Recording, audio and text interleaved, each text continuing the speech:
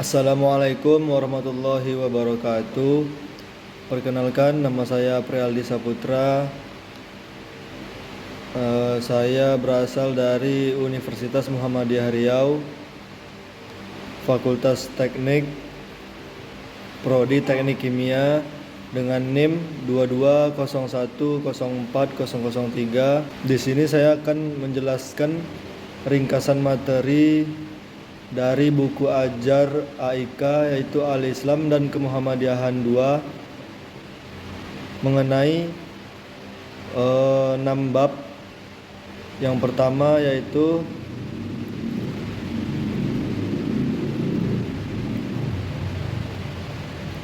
bab 1 hakikat ibadah. Yang kedua bab 2 salat dan makna spiritual salat.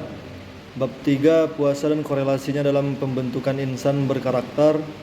Bab 4 haji dan makna spiritualnya dalam kehidupan. Bab 5 ibadah maliyah dan makna spiritualnya dalam kehidupan sehari-hari. Dan yang bab ke-6 akhlak dan perannya sebagai modal sosial bagi keberhasilan hidup seseorang.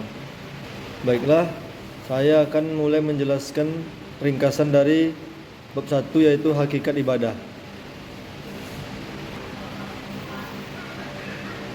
Definisi ibadah. Ibadah secara terminologi adalah taat kepada Allah dengan melaksanakan perintahnya melalui lisan para rasulnya. Ibadah menurut bahasa yaitu berarti merendahkan diri serta tunduk kepada Allah. Syarat-syarat dikatakan ibadah.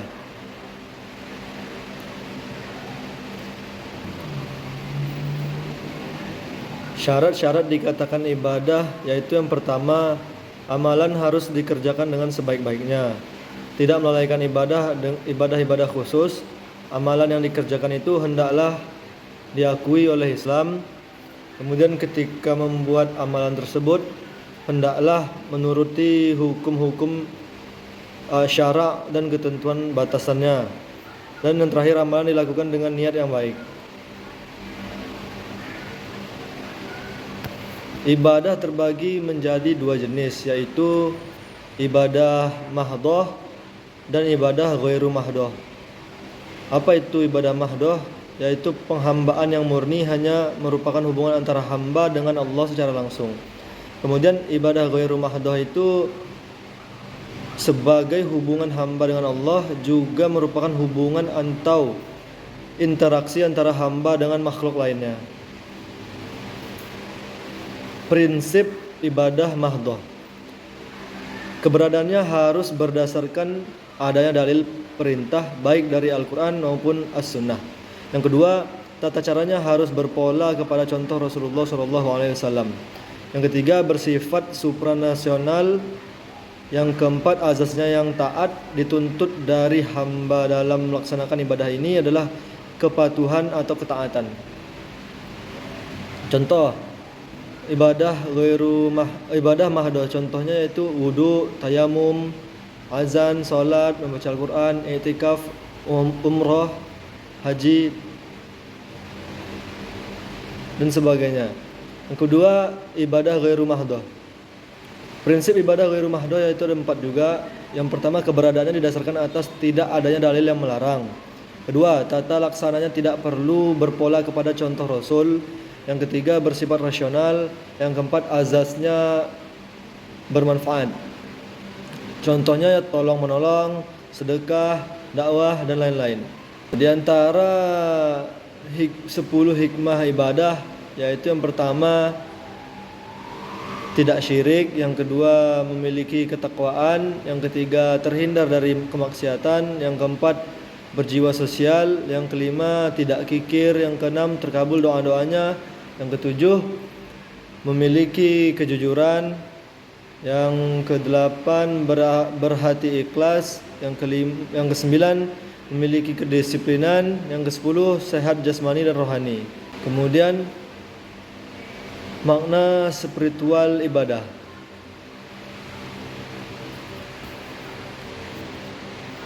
Nilai-nilai spiritual yang terkandung dalam solat diantaranya yang pertama mendekatkan dan mengingatkan manusia kepada Tuhannya. Solat dapat mendidik untuk senantiasa menjaga kesucian fitrah, mendidik untuk berlaku jujur, mencegah perilakunya dari perbuatan keji dan mungkar. Yang kelima, membina rasa persatuan dan persaudaraan antar sesama umat muslim. Yang keenam, solat sebagai penembus dosa.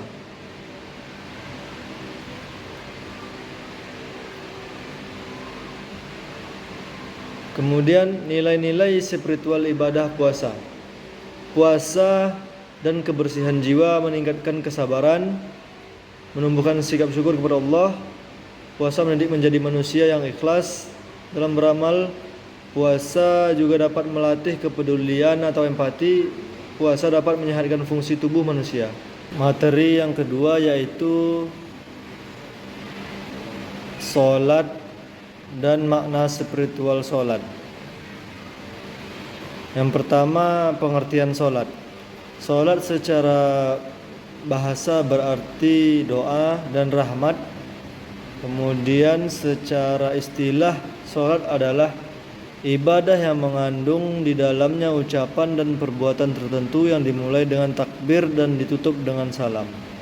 Ibadah solat dalam Islam mempunyai arti penting dan kedudukan yang istimewa. Antara lain, solat adalah ibadah pertama kali diwajibkan oleh Allah yang perintahnya langsung diterima Rasulullah pada malam Isra dan Mi'raj. Kemudian solat adalah tiang agama. Kemudian solat merupakan amalan pertama kali yang dihisab pada hari kiamat. Yang kedua, kewajiban solat. Dalam surat An-Nisa dijelaskan bahwa dirikanlah solat itu sebagaimana biasa. Sesungguhnya solat itu adalah kewajiban yang ditentukan waktunya atas orang-orang yang beriman. Kemudian ada yang ketiga, tujuan dan fungsi solat. Tujuan solat yaitu terdapat dalam Al-Quran, yang artinya sesungguhnya aku ini adalah Allah, tidak ada Tuhan yang hak selain aku, maka sembahlah aku dan dirikanlah solat untuk mengingatku. Ya, tujuan solat yang kedua yaitu sebagai pencegah tindakan keji dan mungkar. Yang selanjutnya, fungsi solat. Melalui solat Allah akan menghapus dosa-dosa hambanya. Melalui solat Allah akan memberi rahmat, petunjuk dan keberuntungan.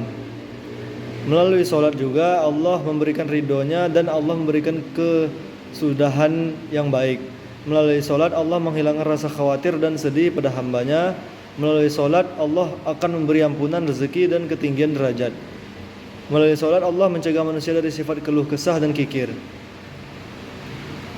Akhlak dalam solat.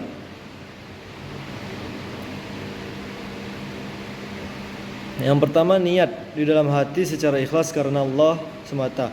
Yang kedua, berdiri sempurna menghadap ke arah kiblat bagi yang mampu berdiri. Yang ketiga, takbir dengan mengucapkan Allahu Akbar. Yang keempat, membaca surah Al-Fatihah.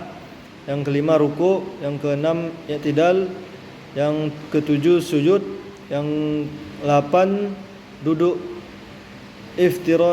iftirashi. Yang ke-9, duduk tasyahud.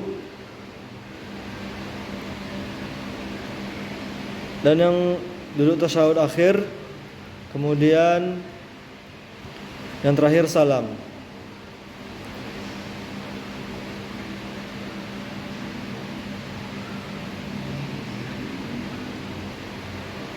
Makna spiritual solat.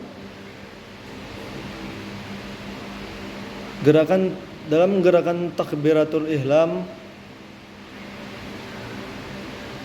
makna spiritualnya yaitu adalah penyerahan totalitas pada yang maha awal, bahwa karenanya ada dan karenanya melakukan perjalanan hidup. Selain itu, takbir juga berarti pengungkapan bahwa hanya Allah yang patut disembah. Kemudian ketika berdiri, makna spiritualnya yaitu gerakan salat dengan posisi berdiri tegak melambangkan bahwa manusia selalu siap berjalan menjelajahi kehidupan. Kemudian makna spiritual posisi kepala menunduk ke arah ke tempat sujud memberikan pelajaran bahwa dalam perjalanan hidup akan tunduk dan patuh pada segala hukum dan kehendak Allah. Yang ketiga, kedua tangan memegang ulu hati, simbol bahwa hati akan selalu dijaga kebersihannya dalam perjalanan hidup. Dan yang terakhir, salam.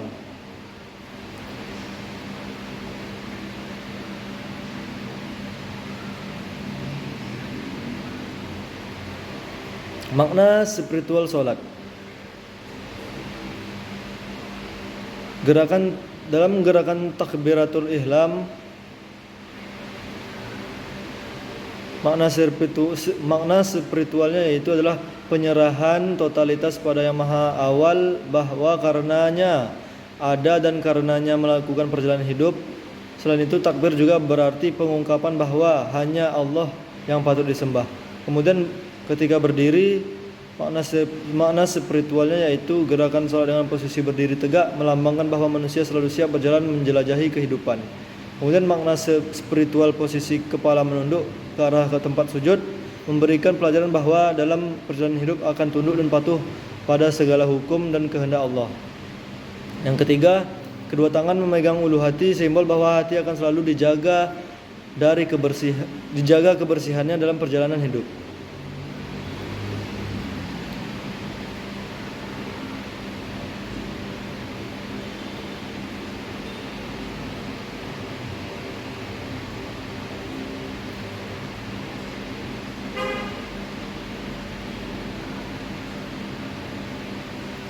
Ancaman bagi seorang muslim yang meninggalkan sholat.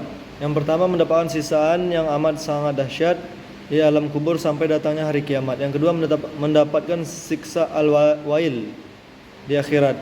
Yang ketiga, mendapatkan kehinaan dan tidak mampu sujud di akhirat ketika seluruh kaum beriman bersujud. Yang keempat, merasakan siksa di neraka Saqar.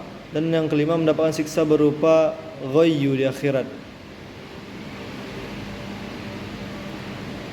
Kemudian bab ketiga mengenai tentang puasa dan makna spiritual puasa.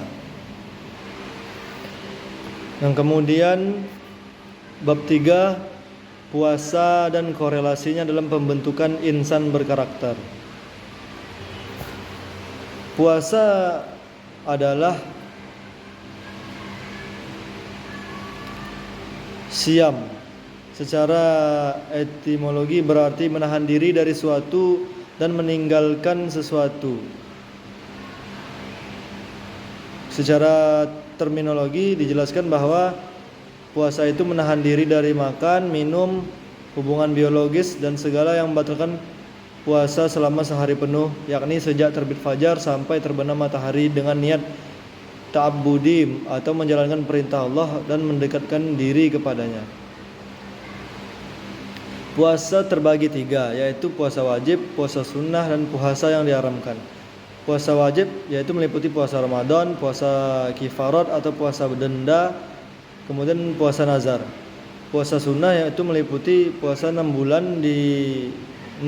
hari di bulan Syawal, kemudian puasa Senin Kamis, puasa hari Arafah, puasa putih, puasa bulan Muharram, puasa Sya'ban, dan puasa Daud. Kemudian yang ketiga, puasa yang diharamkan meliputi puasa 2 hari raya, yaitu hari-hari tasyrik. Puasa terus-menerus sepanjang masa, puasa istri yang suaminya tidak meridhoinya, kecuali puasa Ramadan.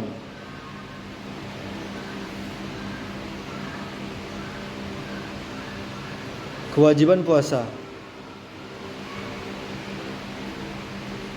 Puasa diwajibkan seperti dalam firman Allah dalam Al-Quran yang artinya, hai orang-orang yang beriman, diwajibkan atas kamu berpuasa sebagaimana diwajibkan atas orang-orang sebelum kamu agar kamu bertakwa. Nah, itu dalam beberapa hari yang tertentu. Maka barang siapa di antara kamu ada yang sakit atau dalam perjalanan lalu ia berbuka, maka wajiblah baginya berpuasa sebanyak hari yang ditinggalkan pada hari-hari yang lain. Dan wajib bagi orang-orang yang berat menjalankannya jika mereka tidak berpuasa membayar fidyah atau memberi makan orang miskin. Barang siapa yang dengan kerelaan hati mengerjakan kebajikan, maka itulah yang lebih baik baginya. dan berpuasa lebih baik bagimu jika kamu mengetahui. Tujuan dan fungsi puasa. Yang pertama, fungsi puasa bisa memasukkan kita ke dalam surga jika kita telah mati. Yang kedua, melatih kesabaran, pengendalian diri, disiplin, jujur, emosi, dan lain-lain. Yang ketiga, mempersempit jalan aliran darah di mana setan berlalu lalang. Yang keempat, mempererat tali silaturahmi dengan sahur dan buka puasa bersama. Yang terakhir, menghilangkan dosa dari antara manusia dengan saling memaaf-maafkan di hari lebaran Idul Fitri, kembali ke fitrah manusia. Hikmah puasa. Puasa sebagai sarana meraih ketakwaan. Kemudian kedua, melatih seorang untuk mengekang dan mengarahkan jiwanya sehingga dia dapat membimbingnya kepada hal-hal yang baik. Allah melipat gandakan pahalanya untuk orang-orang yang berpuasa dengan tanpa batas. Doa orang yang berpuasa tidak akan ditolak. Orang-orang yang berpuasa mempunyai kedua kebahagiaan, yaitu apabila ia berbuka puasa, ia gembira karenanya, dan apabila ia bertemu dengan Rabbnya, ia bahagia karena puasanya. Yang terakhir, puasa dapat memberikan syafaat pada hari kiamat kepada orang yang berpuasa. Pengaruh puasa dalam pembentukan insan karakter. Yang pertama, orang yang beriman. Yang kedua, diwajibkan atas kamu berpuasa dan menjadi orang yang bertakwa. Makna spiritual puasa.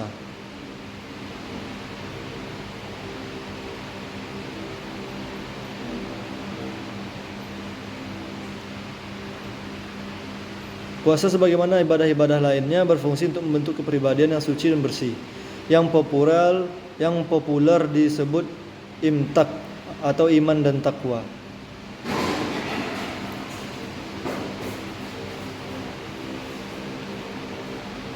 Sehingga inti puasa adalah menahan hawa nafsu yang harus diikuti aksi sosial profetik. Kemudian bab yang keempat yaitu haji dan makna spiritualnya dalam kehidupan. Yang pertama, hakikat haji. Haji merupakan rukun Islam yang kelima. Secara etimologi, haji berarti niat. Sedangkan secara terminologi, haji berarti ibadah berkunjung ke tempat-tempat tertentu di tanah suci pada suatu masa yang tertentu untuk dengan sengaja mengerjakan beberapa amal ibadah dengan syarat tertentu dan atas dasar menunaikan panggilan perintah Allah Subhanahu wa taala dengan mengharapkan ridhonya.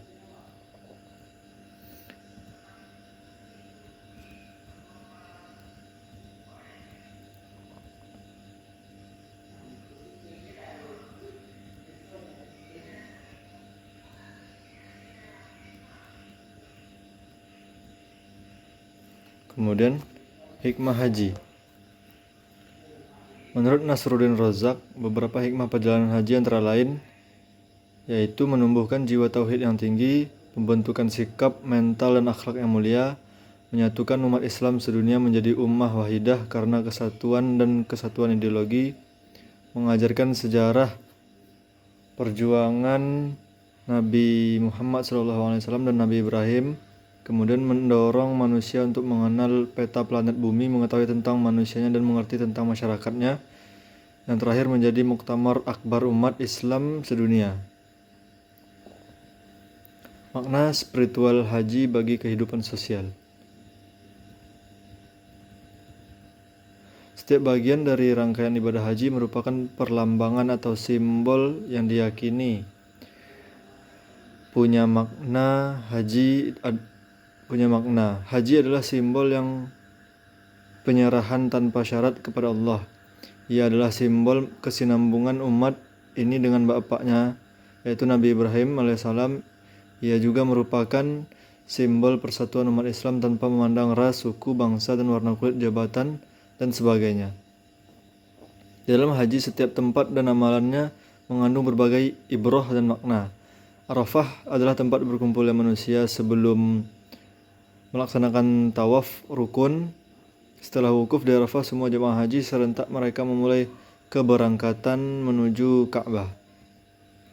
Dan beberapa makna spiritual dari ibadah haji yaitu ihram merupakan kesucian diri dengan mengontrol keinginan dan nafsu. Tawaf adalah hidup dalam lingkaran ibadah.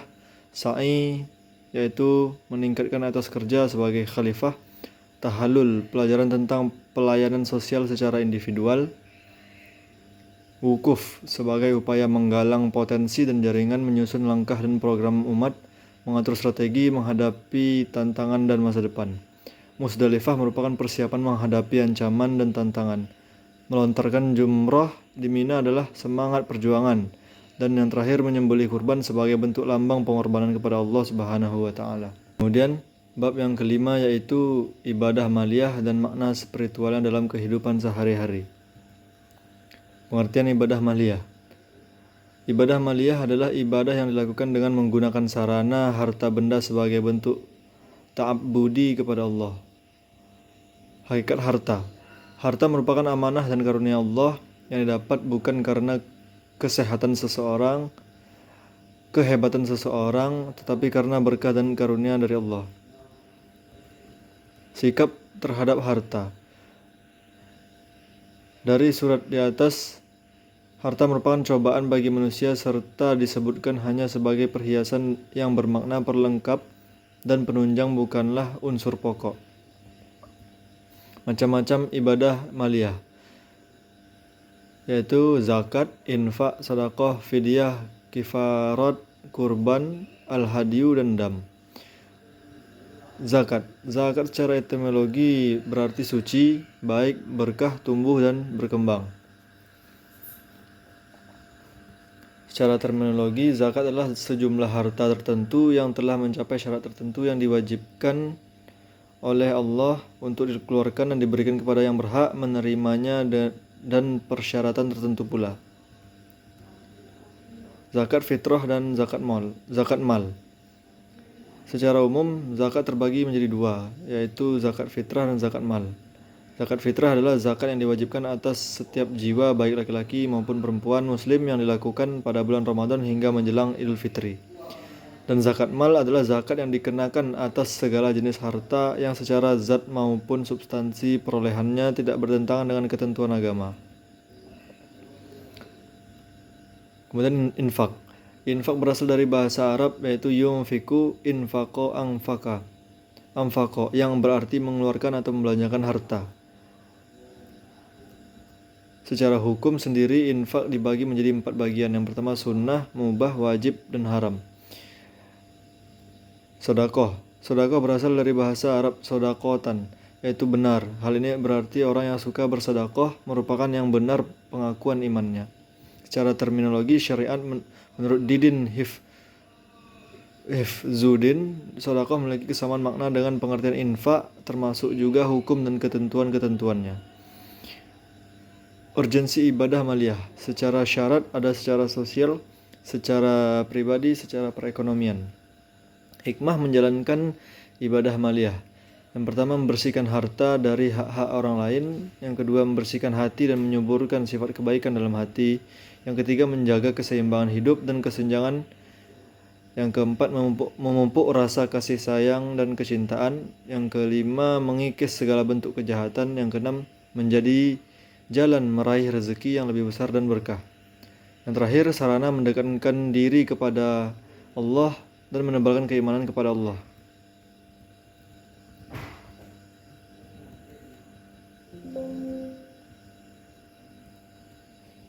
Makna spiritual ibadah maliyah dalam kehidupan sehari-hari. Makna ibadah maliyah seperti zakat, infak, dan sedekah termasuk ibadah ijtima'i, yaitu ibadah yang dilaksanakan dalam rangka memenuhi kemaslahatan sosial. Zakat merupakan ibadah fidyah yang berimplikasi luas dalam kehidupan sosial, ekonomi, politik, pendidikan, dan aspek kehidupan lainnya. Kemudian bab yang terakhir yaitu bab ke-6, akhlak dan perannya sebagai modal sosial bagi keberhasilan hidup seseorang. Yang pertama, pengertian akhlak. Secara etimologi, akhlak berasal dari bahasa Arab, jamak dari bentuk mufradnya yaitu khuluq, yang berarti budi pekerti, perangai, tingkah laku, dan tabiat. Kata akhlak tersebut juga memiliki persesuaian beberapa kata, yaitu kholq yaitu kejadian, kholiku pencipta, dan makhluk yang diciptakan. Lewis Ma'luf mengembangkan definisi tersebut hingga mencakup makna sikap, perilaku sopan, tabiat, etika, karakter, kepribadian, dan moral.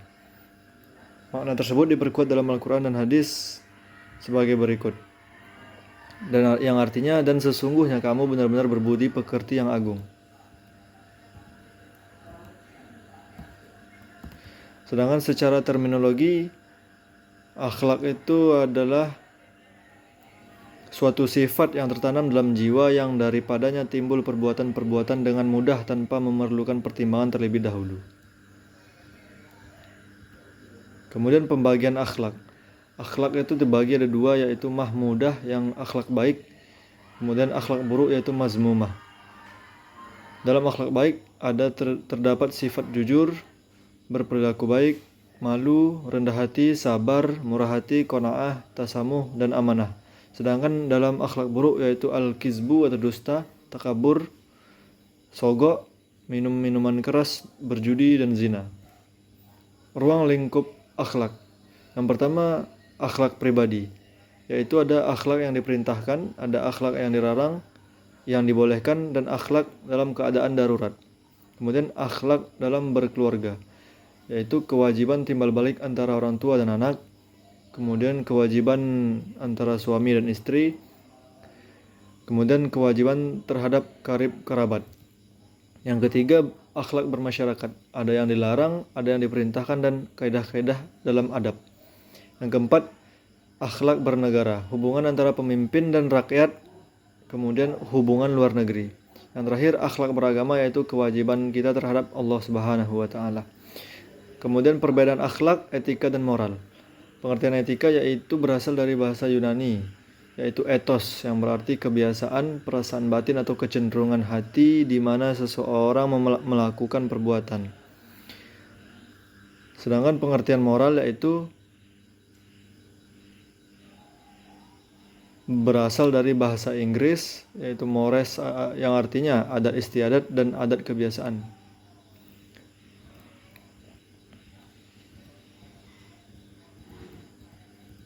Sumber akhlak dalam Islam.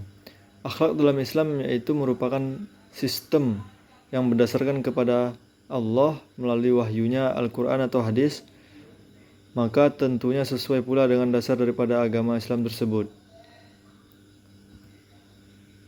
Ahmad Mustafa mengatakan bahwa sumber pokok akhlak dalam Islam adalah Al-Quran dan hadis, yang merupakan sumber utama dari agama itu sendiri. Peran akhlak dalam keberhasilan hidup. Akhlak adalah sifat yang melekat pada diri seseorang dan menjadi identitas dirinya. Sebagaimana akhlak mulia dijadikan potensi utama dalam pembentukan pribadi muslim yang paripurna. Sedemikian pentingnya akhlak bagi seseorang, maka terbentuknya akhlak mulia sangat ditentukan dan diterapkan nilai-nilai kemuliaan akhlak sejak dini agar tidak berdampak arus negatif dari modernisasi dan globalisasi. Akhlak dalam perspektif Islam merupakan syariat Islam yang dijadikan sebagai alat untuk menentukan baik buruknya sifat atau tingkah laku seseorang berdasarkan Al-Quran dan hadis. Jika tujuan hidup adalah membentuk pribadi yang bertakwa, yakni pribadi yang mampu melaksanakan segala perintah agama dan meninggalkan segala larangan agama, berarti menjauhi perbuatan-perbuatan jahat dan melakukan perbuatan-perbuatan baik.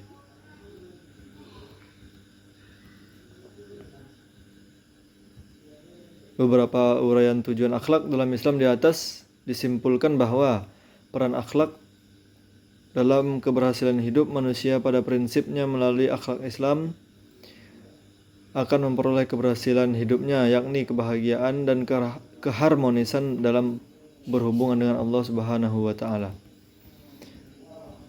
Baiklah, sekian dari saya yang sudah meringkas beberapa bab dari buku ajaran Al-Islam Kemuhammadiyahan.